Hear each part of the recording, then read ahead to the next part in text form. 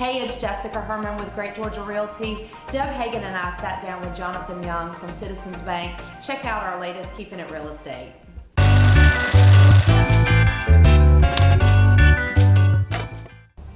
So let's talk about the differences between pre-approval and like a verified approval. Okay, so your pre-approval is most of the time based on what the borrower is, the information the borrower is giving you, over the phone. We take a phone application or an online application or an in-person application, typically the lender gets a really good feel for a file, and you get a send out a pre-approval letter. Sometimes you can send out a pre-approval letter without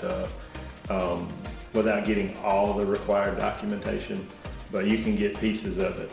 A verified pre-approval would be where you get all of the documentation. That's the ones we like to see. Yes. Yeah. The sellers like to see those too. So you get all that documentation in, and you actually, when you're on the buying side, typically they're coming to you before this property is under contract. So we do get some contracts where it's everybody knows everybody, and it's an easy done deal. But in most cases, that property is to be determined. So we send it in to an underwriter with a to be determined address.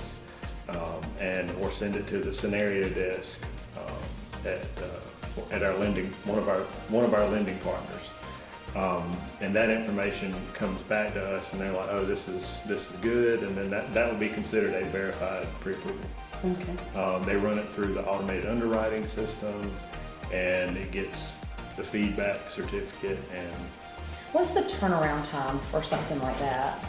Gosh. I know it depends on them getting the information to you, but assuming that borrower is diligent about getting you what you need to do what you need to do, how long would it take? I mean, you're looking for a verified pre-approval, and it depends on the strength of the originator as well. Sometimes you have originators who know the underwriting guidelines very well, and I've had a lot of experience with the handbook as well. But a lot of times those verified pre-approvals can take anywhere from same day to 48 hours. Oh, that fast. Wow. Wow.